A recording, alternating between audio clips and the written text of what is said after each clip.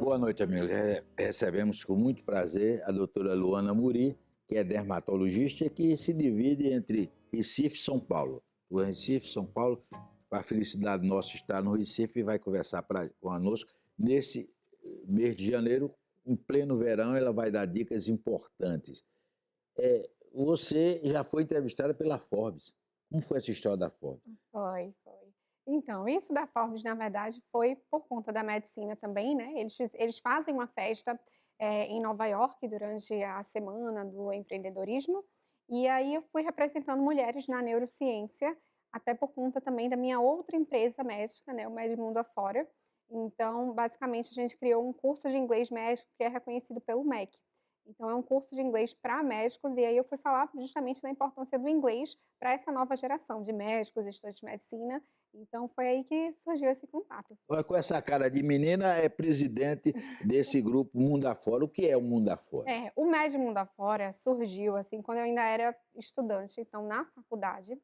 Ele é um projeto em que, basicamente, o que aconteceu? Quando eu estava na faculdade, eu dava aulas particulares de inglês. Então, eu dava para uma pessoa, para outra, e aí começou a crescer muito. Então, eu já não tinha mais vagas para dar individualmente. Comecei a fazer algumas turmas, e aí lotaram muito também, isso só no boca a boca aqui em Recife mesmo, entre as universidades de medicina, né? Eu estudei na Uninasal. E aí começou a crescer muito, então eu resolvi criar uma empresa para começar a gravar esses cursos e as pessoas poderem ter isso de forma mais acessível, né? Então, hoje em dia eu tenho mais de 2.000 alunos, que eu jamais poderia ter se não fossem, né, essas aulas, essa gravação, essa estrutura. Então, o Mestre Mundo Afora surgiu nessa ideia. E também porque durante a faculdade eu gostava muito de fazer estágios no exterior. Então, eu fazia uma parte da faculdade, fazia um estágio nos Estados Unidos, no Canadá, na Inglaterra. E aí os médicos e os próprios estudantes queriam saber como eu conseguia fazer isso. Então, durante esse processo, eu estudei muito o processo de revalidação médica de cada país, e aí comecei a ajudar um ou outro, assim, de forma informal.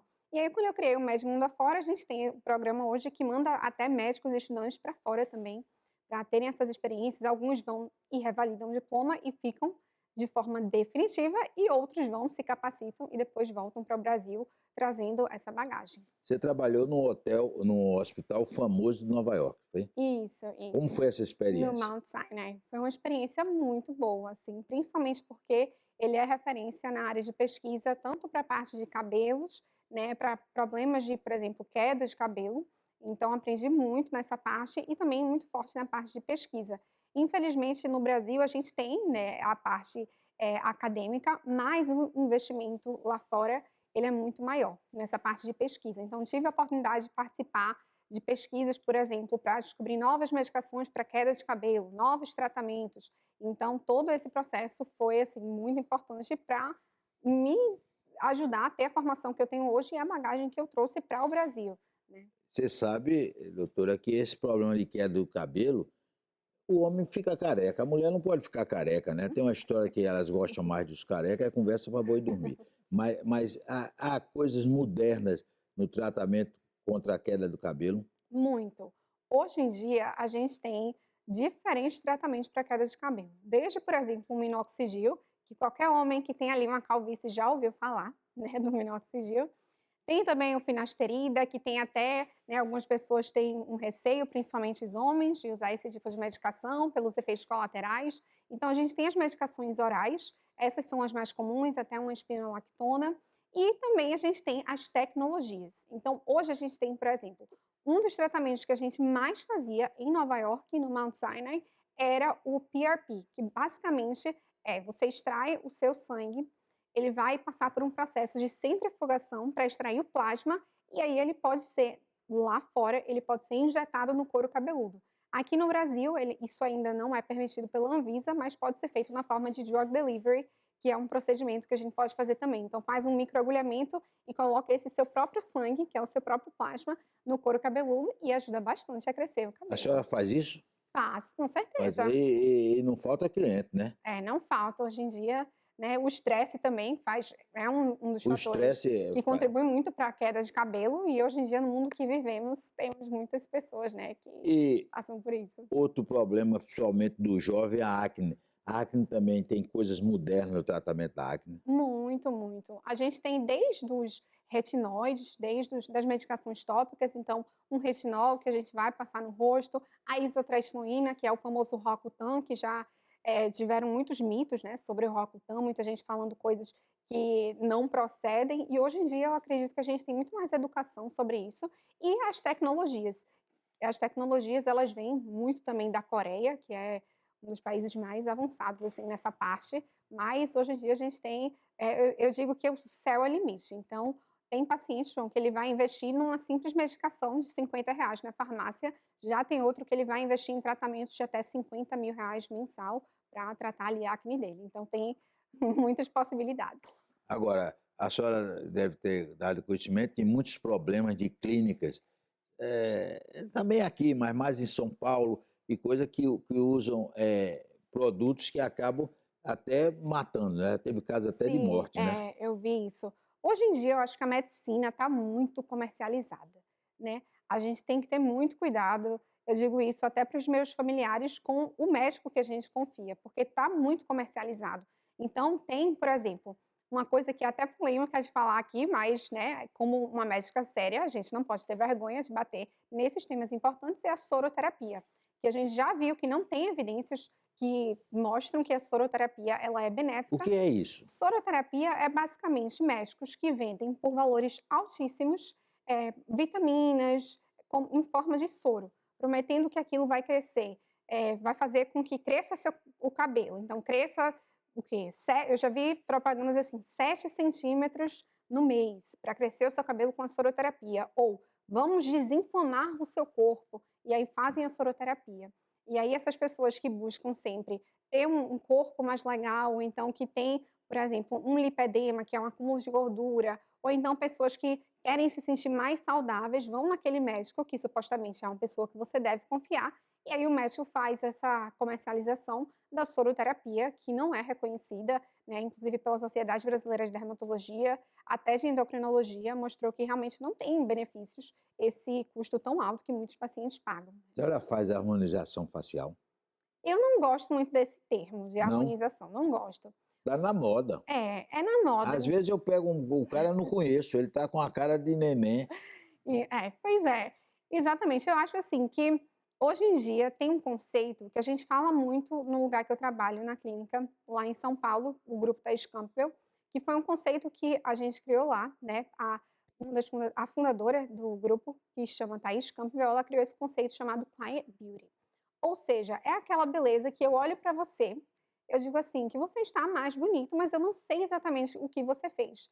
Que já é um conceito que existe na dermatologia, surgiu do quiet luxury, que é o que a gente não ter necessariamente aquelas marcas estampadas no corpo inteiro, então a gente preserva a identidade do paciente, a idade que ele tem, mas preserva, na verdade, a qualidade de pele. Ou seja, não é elegante a gente ter uma mulher de 50 anos toda insuflada, querendo parecer uma mulher de 20. É muito melhor que ela preserve a identidade dela como uma mulher de 50 anos, com qualidade de pele, sem necessariamente ter todos esse exagero da harmonização que a gente fala, né. Por isso que eu não gosto desse termo, eu acho que, o bonito é não ter harmonização, é cada um ter sua identidade, né. Se for todo mundo igual, não acho legal, então E a não acho. bocona? A bocona tá na Ah, moda, tem cada bacana. boca enorme, né? É, Um artista apareceu aí tá na fazendo moda. sucesso com a boca grande, aí tá essa moda da bocona, né? A moda da bocona, isso mesmo. E a moda é algo muito perigoso, porque o que é que acontece? É a moda da bocona, então todo mundo volta a boca. E aí depois chega a moda da boca pequena, todo mundo tira a boca. Aconteceu isso muito com silicone, a onda do silicone. Todo mundo queria ter, né, as mulheres principalmente queriam ter aqueles seios maiores, então todo mundo colocava silicone. E aí depois ficou a moda da magreza, até com as medicações que temos hoje, um Ozempic, um Mounjaro, todo mundo agora quer ter um corpo mais magro. Então, aí todo mundo tirou o silicone. Então é muito perigoso quando você, por exemplo, coloca uma boca para se encaixar em um padrão só porque é moda. Quando chega paciente para mim que está com aquela boquinha ali, que você vê que está perdendo hidratação, está perdendo contorno pela idade, ou então se a pessoa já tem a vontade de ter uma boca maior, não necessariamente pelos padrões da sociedade, mas porque é uma vontade dela, aí tudo bem, mas tudo com muita moderação, né. A beleza, como eu falei, é você preservar a identidade, então realçar aquela boca, ela pode ficar mais bonita, mas sem bocona, gente. Essa moda não pega. Doutora Luana, com que idade a mulher deve procurar um dermatologista? Eu diria assim que tem pessoas que desde, né, eu tenho pacientes com dias de vida, né, dias Bebê? bebê, isso. Eita! Que chega assim, o pai Porque chega tem um assim ditado, bunda de bebê, que é sempre bonitinho, né? é sempre, é lindo, né. É, É, aquela pele de bunda de bebê é o que todo mundo quer. é. Mas eu tenho pacientes que têm dias de vida por um problema de pele, uma doença de pele, então esse acompanhamento ele é muito importante. E ao longo da nossa vida a gente também vai envelhecendo, então eu não acho que tem uma idade certa para você procurar o dermatologista, mas se a gente falar do processo de envelhecimento das mulheres, a partir dos 30 anos é quando o colágeno depois dos 30 é tudo a ladeira abaixo, né, João? Então É assim depois dos 30. depois dos 30. Então, o colágeno vai diminuir muito, tanto a retenção quanto a produção. Então, se a gente for falar num número em relação ao processo de envelhecimento, eu diria a partir dos 30 anos é quando a gente sente muito essas mudanças. Mas, falando assim de dermatologia como a parte clínica, né, que eu também faço e que é a base de tudo, não tem uma idade assim para a gente procurar. Realmente, você tem que estar sempre conhecendo os sinais do seu corpo. Então, essa semana, por exemplo, chegou uma paciente para mim que queria fazer um Fox Eyes, que é um procedimento de abrir o olhar, né. Hoje temos para tudo, então ela queria abrir o olhar. E aí eu identifiquei que ela, mesmo sendo muito nova, estava com câncer de pele. Então ela estava aqui, achava que era uma espinha simples, e quando a gente identificou, era realmente um câncer de pele que teve que fazer a remoção. Então veja, ela tem 28 anos, né, então não tem uma idade certa. É importante ficar atento aos sinais da sua pele, porque nossa pele fala muito com a gente. Depois do intervalo, nós vamos continuar conversando, doutora Luana, sobre dermatologia.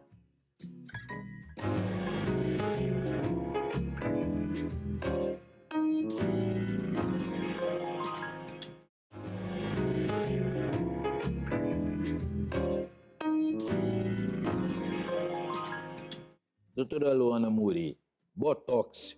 Tem Botox bom e Botox paraguaio. Tem, tem mesmo.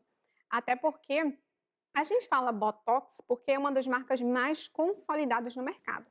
Mas na verdade é a toxina botulínica, né, que vai ter aquele efeito de paralisar o músculo. Então essa é a ação do Botox, ele tem uma ação preventiva. Então, por exemplo, se você já está com a pele com as cicatrizes, né, que são as rugas, as cicatrizes da pele, se você já tem aquelas rugas ali estáticas, o botox ele não vai te ajudar tanto assim. O ideal é a gente prevenir. Então, o quanto antes, quando você notar que você já está com aquelas ruguinhas dinâmicas, fizer o uso da toxina botulínica, melhor. E hoje a gente tem vários tipos de toxina botulínica. Inclusive, soltando a novidade ali aí para as mulheres, tem uma que já chegou nos Estados Unidos, que se chama Daxxify, que ela dura quase o dobro do tempo em uma porcentagem dos pacientes. Então, tem vários tipos. E outra coisa também é a diluição. Quando a gente vai comprar a toxina botulínica, ela tem um valor. Então, tem alguns lugares que eles podem diluir mais do que necessário para ela render mais. Então, o efeito dela vai ser menor, realmente, né, a duração. Então, tem que ficar muito atento a isso. Não só as marcas, mas também a diluição. Até, por exemplo, a molécula é uma molécula sensível. Então, até a pessoa que faz a diluição, se ela chacoalhar muito o frasco, já vai perder também, né, ali parte do poder da toxina botulínica. Então, realmente isso é verdade. Quem é que usa mais Botox? É homem ou mulher? Hoje em dia, Sim. eu vou dizer que cresceu muito o número de homens também. As mulheres ainda prevalecem porque são naturalmente mais vaidosas, mas eu vou dizer que hoje temos muitos homens com botox também, viu? Olha, eu tenho um dermatologista amigo que me disse que o maior crime que uma mulher pode fazer contra ela é dormir sem tirar a maquiagem, é verdade?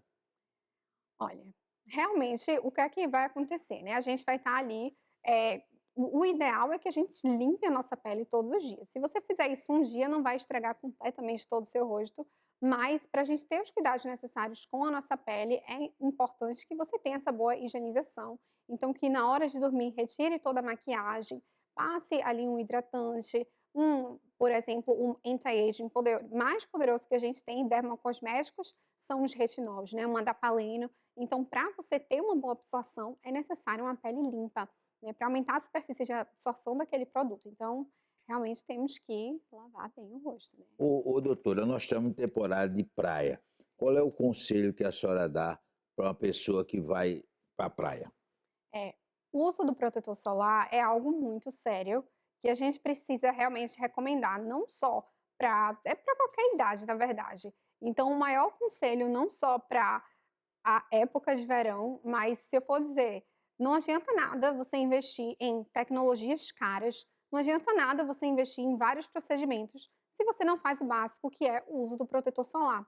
O sol, ele vai ter ações na nossa pele, desde ação inflamatória até aquele bronze, que na verdade muita gente acha que o bronze é bonito, mas aquele bronze é como se a pele estivesse se protegendo ali de uma radiação que ela está sofrendo. Então, está tendo dano ao nosso DNA, à nossa pele, e ela, como forma de proteção, ela vai produzir ali mais melanócitos, então vai dar aquela coloração de bronze, mas aquilo na verdade é um dano à pele. Então, isso ao longo dos anos pode repercutir.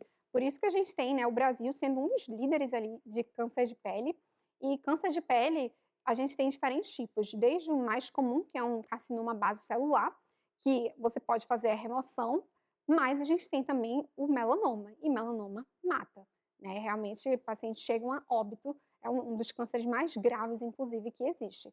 Então, uma das formas de prevenir é com o uso do protetor solar. E é o dermatologista que descobre se o câncer de pele existe, né? Isso, o dermatologista ele vai através de uma consulta. Hoje existe o que a gente chama de mapeamento de pintas, que basicamente é você fazer, nos Estados Unidos a gente chama de skin check, que é todos os anos você ir pelo menos uma vez ao dermatologista, depende também da pessoa, né? Se você tem um histórico de melanoma na família, você já vai ficar mais atento e ter que fazer esse acompanhamento mais intenso, mas realmente é o dermatologista que vai identificar através de uma boa dermatoscopia, com um instrumento que a gente usa, o dermatoscópio, e depois disso a gente manda a amostra, né, para a biópsia. Ou seja, você faz uma biópsia e manda essa amostra para análise.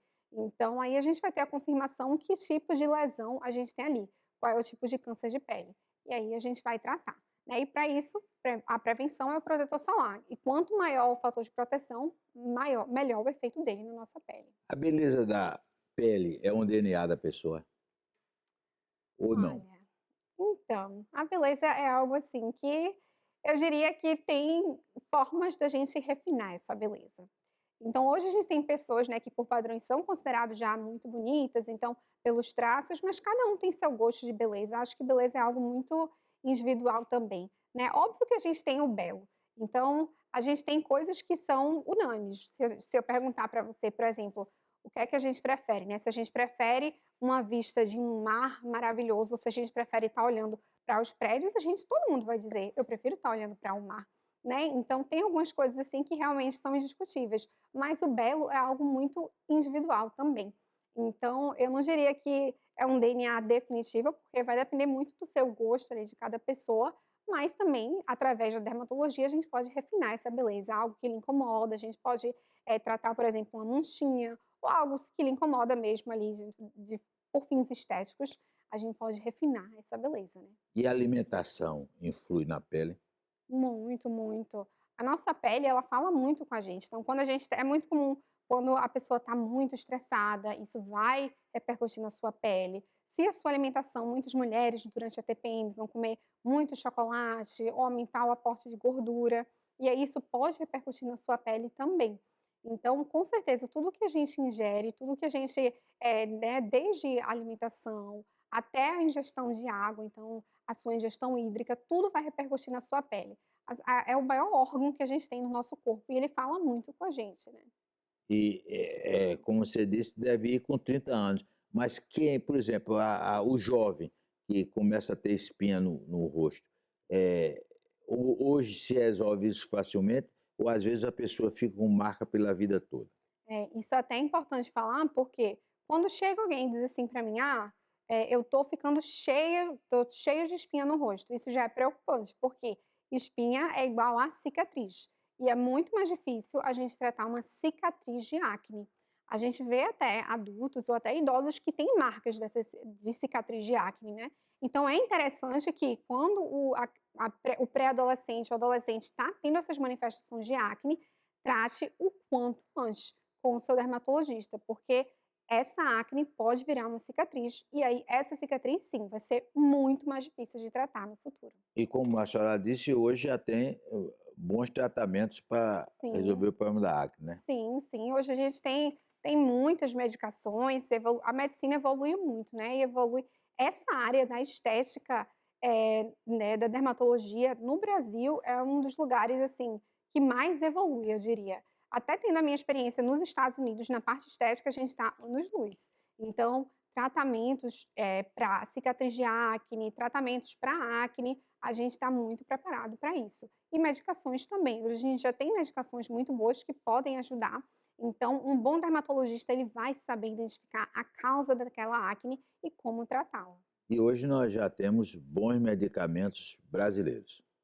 Temos sim, temos sim. A gente tem hoje, excelentes laboratórios também, excelentes farmácias de manipulação. Então, tem também marcas brasileiras que estão crescendo muito, que estão até em ascensão nos Estados Unidos também, até marcas de cabelo, por exemplo, que a gente tem que foram, né, que nasceram no Brasil e hoje em dia estão repercutindo no mundo inteiro. Então isso é um orgulho, né, para os brasileiros que investiram muito nessa parte de pesquisa também, e nossos dermocosméticos têm muito potencial. Nós queremos agradecer a doutora Luana, realmente é uma pernambucana que faz sucesso, né? Se divide entre o Recife e Olinda, e quem quiser ficar mais bonito e resolver os problemas da pele, do cabelo, da unha, tudo, é com a doutora. Um forte abraço e até a próxima semana, se Deus quiser.